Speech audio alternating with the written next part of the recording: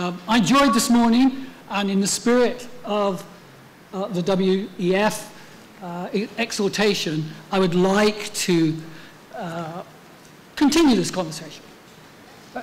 My starting point is quite simple, that there is an inflection taking place. And we are at a point of great opportunity, not just for the Czech Republic, but for Europe and indeed the global economy. But there is also, as well as an inflection in material things, economics, technology, we are undergoing an inflection in the way we think about the world. And what I want to do today in the 15 minutes that I've been allocated is to talk about the inflection in the way we think.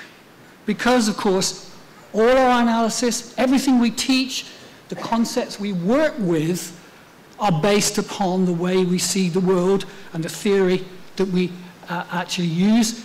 The policies are derived from this, the policy levers, etc., etc.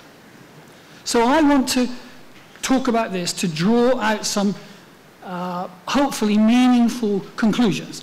I'm going to start with theory, I'm going to start with conceptualization. I want to end with some policy prescriptions, not in the sense that the WEF see them, because I want to challenge some of that way of thinking, but hopefully they will be appropriate to where we are now, here located in the global economy, in the space known as the Czech Republic. I think I know how to operate this. Yes. My argument today is very simple. Roman said, keep it simple. It is simple.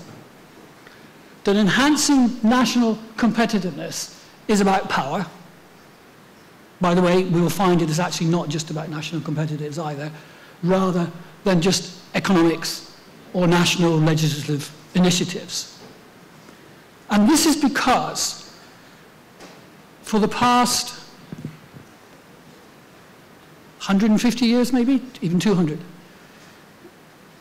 most of the data and most of the models, the conceptions that we actually use are based upon a particular view of the world. And part of this key inflection, I will argue, that we're going through now in the way that we see the world has changing this. There's two key assumptions I want to argue, which leads to my conclusion. One, so far, and this morning it was very clear, there is a distinct separation between economics and politics. I understand that the WEF has to depoliticize a lot of, and to use what I call managerial language, because of the difficulty of the situation of getting people to talk to each other, but nonetheless, that desensitizes us to what I would consider the reality of global politics and economics.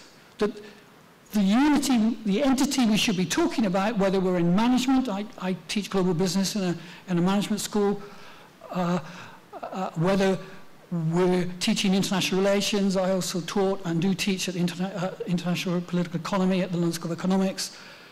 The entity we should think about is the global political economy. I was reminded of this very forcefully by an article in the Financial Times at the beginning of this week, when I arrived in the Czech Republic, by Wolfgang Munchu, that argued that essentially there was a real problem within Europe because, and I quote from this piece, the separation of politics and economics in Europe is in its DNA. And he argues very forcefully, and it's a good piece to refer to, that this separation is preventing the resolution and the political moves necessary towards a resolution of the problems over the euro at the moment. And I could quote many, many other instances. So not just because in Europe, but because the separation of politics and economics actually doesn't work. The reality of the world we live in is, and in fact, of course, always has been, that politics and economics are inseparable. They become separated through the professionalization of knowledge at the beginning of the 20th century, and that's another talk, another discussion we can have. Nonetheless, I will argue that in order to understand and put into action the recommendations made by the WEF, and I will put those in brackets because maybe we have a chance to talk about those, we need to think about the world as a political economy, number one. Number two, we're very quickly moving towards a situation where the model that we used to use for the world economy, what I've called the international trade model in other contexts, based upon the fact that nation states are containers of activity and that almost all the value-added operations are based within the state. That model itself, which gave rise to international trade, is no longer operative. That does not work in today's global economy. That represents approximately 40%, that model captures the reality of 40, maybe 35% of global trade by value. So what do we have instead of that? The consequence of that, of course, quite simply, is that the figures and data that we deal with, national exports, imports, current account balance, do not measure the reality of what's actually happening in our industries, our activities, whatever we might do. They measure something, and I would not argue that we, I'm not arguing we throw out, as we say in English, the baby with the bathwater here. What I'm arguing is a case for necessary but not sufficient. It is no longer sufficient to look at and operate in this particular way. So we have a combination of factors we have to take into account. So when we're faced with a set of recommendations like the WEF presented to us this morning, what are the key questions? From my analysis, the key questions are as follows. What are the structures of power? What power do we have in these structures? And how can we best use that power? These are different kinds of questions.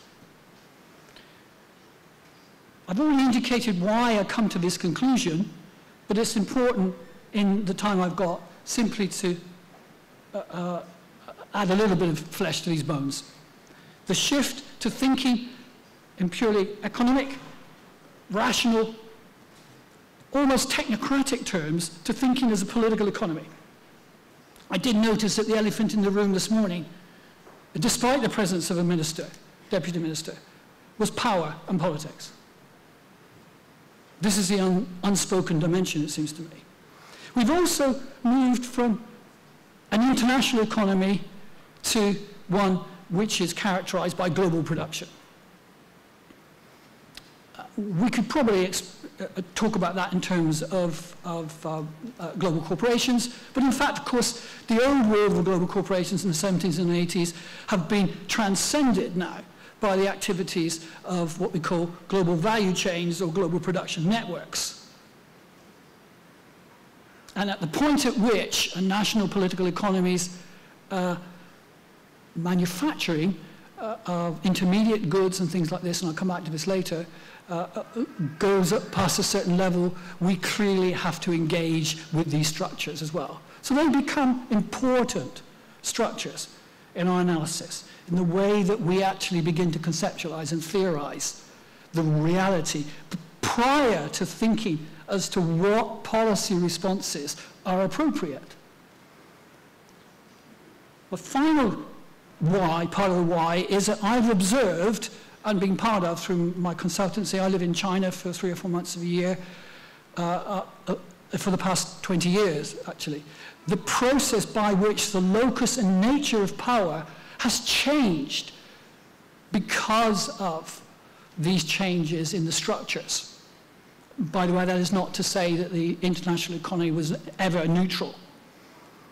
It's a starting point for people in my field to make the assumption that the rules of international trade are set up because it's in the interest of the dominant political groupings. And as we certainly saw that in the WTO, we saw it earlier in the Bretton Woods agreements, and we see it in the transition to American bargaining away from trade, where they lost their competitive advantage, towards services and now insurance, et cetera, et cetera. I've been present in some of those negotiations, and the interest is very, very clear.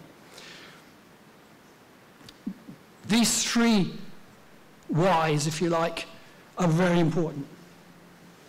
The locus of power, first of all, and this is really important because once you start tracing through the locus of power, if you accept that power is relevant, once you start tracing through that locus, it becomes clear that you have a much more complex system. And even for simple, in inverted commas, simple national legislation, you have an enormous range of other considerations as well. So we go from a power structure essentially dominated in state-to-state interactions. The economic version is arm's length trade, to a more complex situation with international governmental organizations. Obviously, the membership of the European Union is crucial here. That moderates and mediates and enables new power to be used. It needs to be used intelligently, of course. To the admission and the growth, initially by the United States, of the transnational corporations, often called multinationals. I prefer to call them transnationals because that's the essence of their economic activity, across the state itself. And we're familiar with, all the stuff on states, transnational relations, bargaining, and of course that immediately indicates, certainly to my mind, that we should think about the power relationship between the transnational corporations themselves. It's not simply economic relationships. These are not technocratic or rational negotiations in terms of the relationships, pricing, et cetera, et cetera. And certainly the work that we've done on the bargaining between the transnationals that came in to the Eastern European states post-1989 indicates that the transnationals got far better terms of access than they deserved, basically.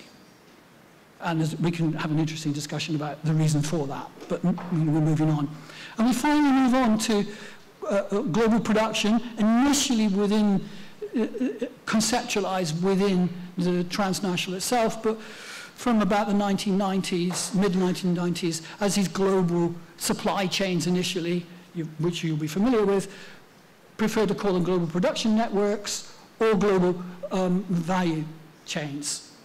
Now, all of these, and this doesn't mean that the bottom one has replaced the top.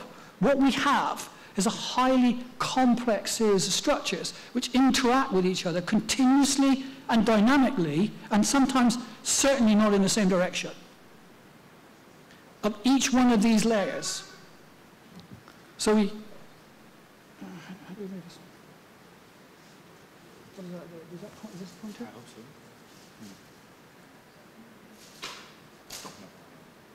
Okay. Sorry.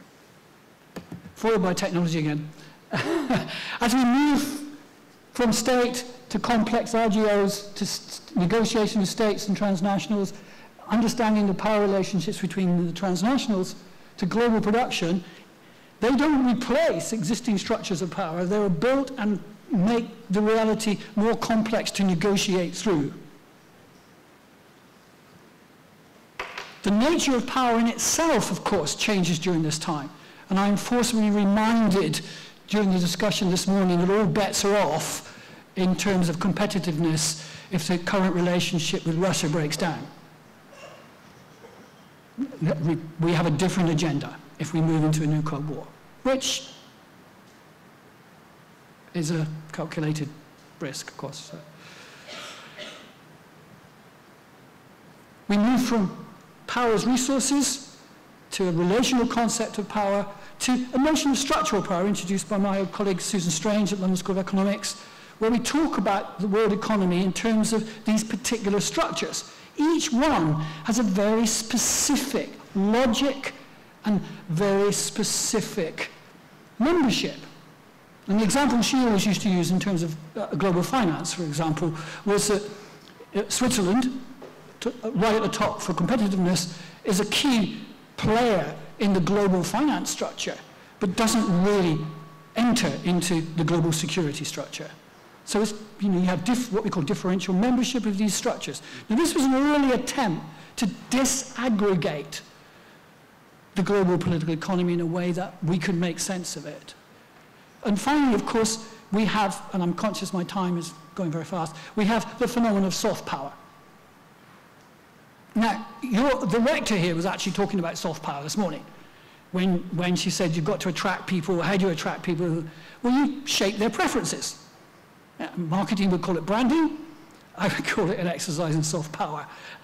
Soft power rests on the ability to shape the preferences of others. The Americans are very concerned about this because, and this is where the debate comes from Joseph Nye, the American scholar. But nonetheless, we all engage in this, and it's really important. The overall, my overall conclusions from this is, of course, it is really important for us. If we look at implementing any recommendations to move a national political economy up the competitiveness, if you still think that national competitiveness is the answer to this, which I have serious doubts myself, but to continue the debate from this morning, then you've got to take account of how you do this, and how you do this depends upon what you see as the key structures of the world, and how much power you have within these key structures. The Czech Republic is powerful in some key structures, but not powerful in others. There are policies, collaboration, alliances, etc. you can build in, but unless you identify those key structures, you may as well be throwing away all the effort, money, resources that you put in to any policies. Again, this is not to say that a general policy of uplifting education standards, concentrating on engineering, mathematics are necessarily bad. In fact, I think they're absolutely good. Remember, this is an argument of necessary and sufficient. We need to go beyond simply thinking about this as the application of national solutions, because it's much more complicated than that. The new non-traditional model of how territorial political economy fits into the global political economy means a number of things. First of all, you need to focus on added value. Now, we've heard a lot about added value this morning, but this was added value on a national basis, just on a macro level. I don't think that works. To make it real, we have to focus upon added value within those relevant global value chains, those global production networks that the Czech economy is embedded in, or vice versa, are embedded in the Czech economy. Because unless you do that, you're aiming at the wrong target. You can raise levels, the innovation, et cetera, that the WEF talked about this morning. But unless you focus this more and use that knowledge to change the power balances within the global value chains, the GPNs, then you're wasting resources, essentially. Once the level of manufacturing production in the Czech economy reached a certain level, it became clear, in terms of intermediate goods, it becomes clear the extent to which the Czech economy is missing out on added value. If you look at the overall figures, you look at the level of intermediate manufacturing, just the assembly of imported intermediate goods. That immediately tells me a lot about where the Czech economy is and what to suggest about policy. There's certainly, in terms of the how, a possibility of engagement, as the WEF would like us to do, at all levels and structures, but my argument is that this is not enough. The key, in my view, is to modify the power balance, and it is a power balance. All the work that I've done on global value chains and being with various leading global automobile companies in doing this, particularly in China, indicates these are not just chains of production. There are key, obviously, material elements you have to have, but the outcome of profit, risk, loss, and particularly risk in any one global value chain is about power. Absolutely no doubt. And about who can lead and direct. The governance structures and existing global value chains, GPNs, need to be looked at. Are we, as Czech business, as a Czech economy, are we getting the value that we need within these? This is about renegotiation of any agreement. Involves power. And you also need to, with this knowledge, bargain differently in the new. Identify the power structures, and with that knowledge, work within them.